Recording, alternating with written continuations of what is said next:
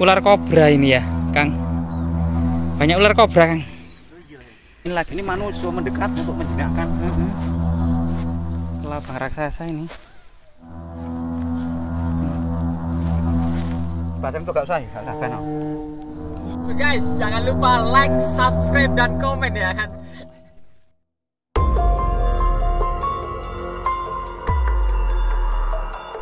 Balik. Kelabang raksasa ya. Gede banget Pak ya. Besar banget kelabangnya ini. Tidak mengentup. Nah ya ini ngentup ini. Dan bahaya dikit Mas ini. Dan ini lagi Ini manusia mendekat untuk menjinakkan. Kelabang raksasa ini. Bacaan tuh gak usah, gak usah kan. Kan Biarkan badan. Dan ini beberapa bagian atau bahan bangunan yang berupa semacam dibentuk seperti batu bata, namun ini berasal dari batu candi. Beberapa fosil kerang ya, fosil kerang. Nah, ini fosil kerang, cuman memang luar biasa sekali memang. Nah ini tumpukan dari, dan cukup besar candi ini. Candi ini cukup besar. Bahkan candi ini ada bangunan yang sebelah kanan ini ya, candi perwara, ada candi perwara.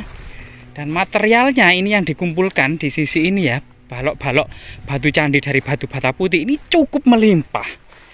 Dan ini merupakan, diduga ini candi kerajaan ya, candi terbesar pada masanya. Dan bentuknya seperti ini, ternyata candi ini bentuknya sangat luar biasa sekali. Ada bagian ceruk untuk bagian tengah ini ya. Bagian tengah ini ada sebuah ceruk. Diduga candi ini memang berpintu kiri kanan. Jadi ada semacam tangga naik ke atas. Tangga naik ke atas ini kiri dan kanan. Dan candi ini diduga sangat besar dan sangat tinggi pada masanya. Hampir kemudian dari segi panjang dan lebarnya menyerupai Candi Brahu yang ada di Trowulan. Ya, kita sekarang berada di situs yang sangat luar biasa sekali. Bahkan ini merupakan candi terbesar di Kabupaten Lamongan berbahan batu bata putih. Kita kali ini bersama Abimanu ya, yang sangat terkenal ini. Mungkin Abimanu bisa pernah dengar nggak apa itu sejarah Majapahit, atau Majapahit itu sekarang letaknya di mana kalau sekarang? Kalau Majapahit itu ya peninggalannya ya kayak bata ini, dan situs-situsnya ya agak gaya-gayanya kan juga ada di penunggunya. Penunggunya. Ya. Kalau ini kan dari zaman dulu ya. Iya, zaman kerajaan-kerajaan dulu ya. Ini kan atau bisa disebutkan peninggalan. Ini kan nggak tahu kapan ditemukannya, tahunya kan tidak dijelaskan di sini. Dan ini sangat lama sekali kalau saya lihat. Iya, betul. Ya, Apa yang dikatakan Abimanu benar, candi ini ternyata lebih dari 1000 tahun ya. Sebagaimana prasasti yang pernah ditemukan di desa ini, prasasti Patakan, tepatnya memang ini di desa Patakan. Dalam prasasti Patakan tersebut bahwasanya Sri Maharaja Rakaihalu Airlangga itu telah menetapkan desa Patakan sebagai status Sima Perdikan, bebas dari segala pajak dan pungutan, karena masyarakatnya itu kemudian harus merawat bangunan suci di desa tersebut yang bernama Sanghyang Patahunan. Dan ini memang prestasi Airlangga dalam menyatukan Jawa Timur ya, yang terseok-seok. Airlangga sendiri itu sebenarnya putra mahkota Pulau Bali yang kemudian menjadi raja di Jawa Timur. Artinya pada abad ke-11 ini ada kemesraan antara Jawa Timur dan Pulau Bali.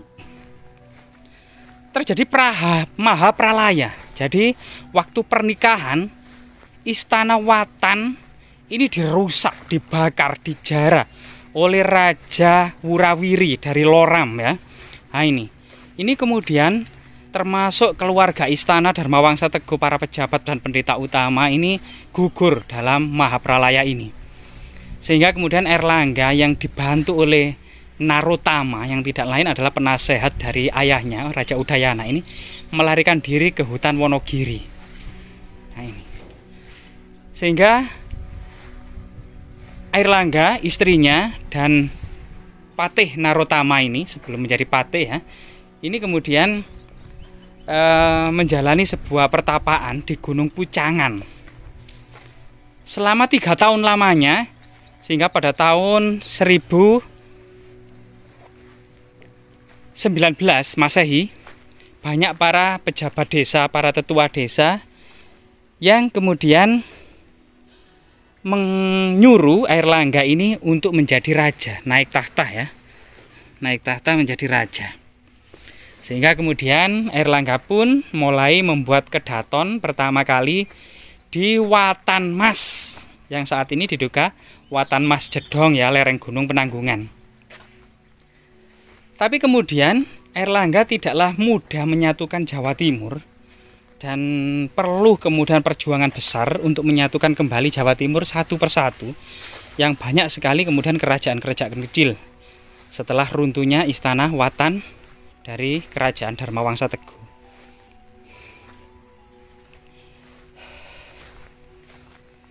Yang kemudian ada seorang raja putri dari Lodaya ya, Diatu Lodong. Ini berhasil menghancurkan istana Watan Mas yang dibangun oleh Airlangga. Sehingga Airlangga dan seluruh pejabat kerajaan ini mengungsi ke Patakan. Bahkan Airlangga sebenarnya tidak mudah kok menyatukan Jawa Timur. Yang pertama, dia itu waktu pernikahannya di Istana Watan ya, atas mertuanya Dharmawangsa Teguh, itu istana itu dibakar oleh Raja Wurawiri dari negeri Loram. Itu kemudian terjadi mahapralaya besar sehingga Airlangga melarikan diri ke Gunung Pucangan. Di sana bertapa selama 3 tahun, kemudian datang para tetua desa agar Airlangga naik tahta, membangun pertama-tama istana di Watan. Kemudian dibakar dan dihancurkan oleh raja perempuan, dia Tulodong dari Lodoyo, Itu kemudian pindah ke Patakan sini. Dimungkinkan di sekitar Patakan ini ada loh istana Airlangga di desa Patakan ini yang juga harus kita temukan. Setelah itu pindah di Makadatuan I Madander, kemudian Makadatuan I Kahuripan, dan pada masa usia tua Makadatuan I Kadiri di Kediri ya. Dan di usia tuanya itu ternyata menjadi seorang resi bernama Paduka Empungku Sang Pinaka Catraning Buana atau Resi Gentayu. Meskipun tidak banyak sumber prasasti yang mengatakan Airlangga Makadatuan I Patakan gitu ya. Kemungkinan juga dengan candi sebesar ini merupakan candi kerajaan.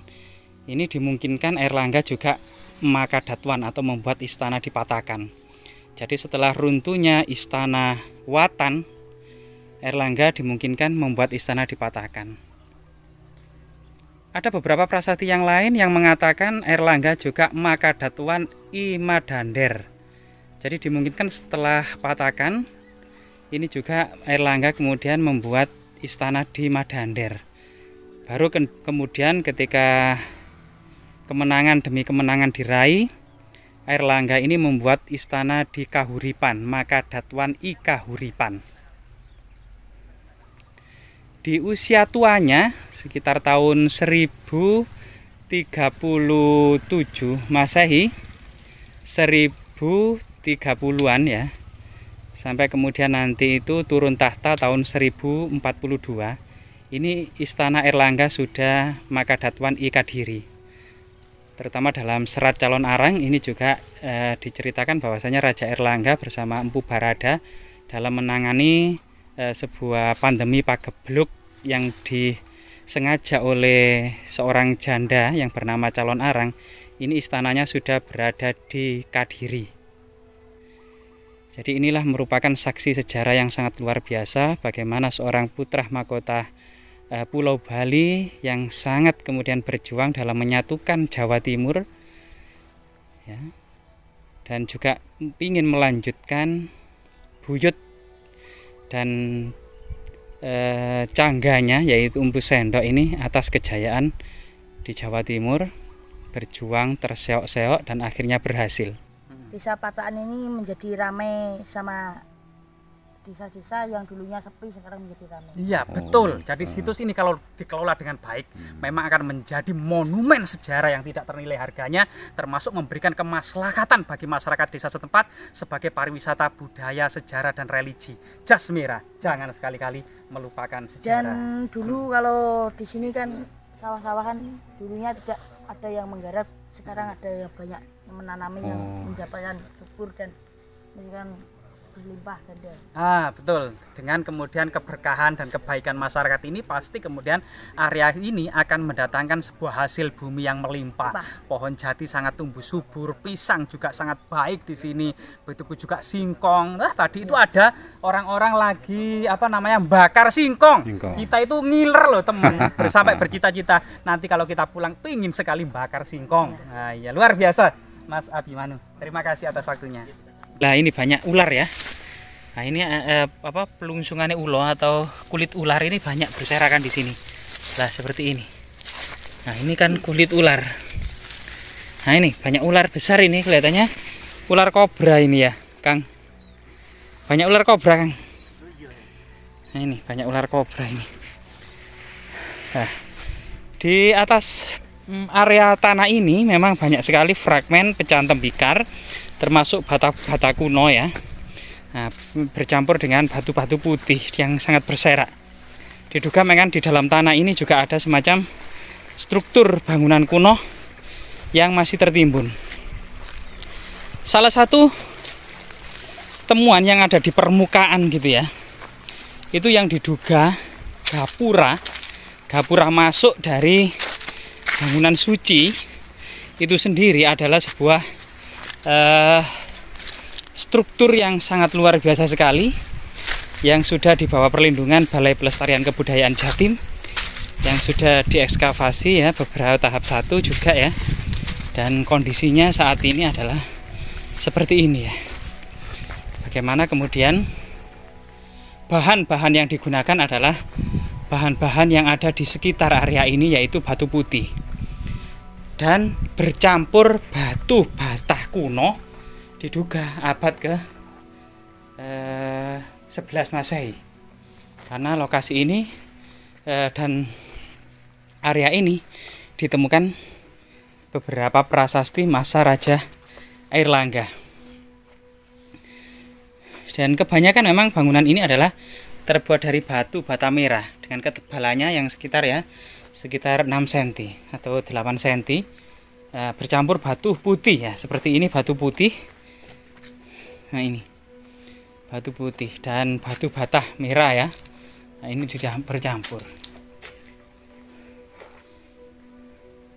Diduga ini memang gapura dan bangunan gapura ya, karena bagian pondasinya saja ini sulit juga untuk mereproduksi apakah gapura ini berupa candi bentar, wringin lawang ya, atau kori agung semacam candi Bajang Ratu ya, yang bagian atasnya itu bersatu atau terpisah juga sulit. Tapi gapura ini bersatu dengan tembok keliling, yang diduga tembok keliling ini sangat tebal ya. Ketebalannya ini sekitar 2 meter ketebalannya ya, dan memanjang kiri kanan. Panjang. Diduga ini adalah bagian dari struktur tembok keliling yang mengelilingi bangunan suci.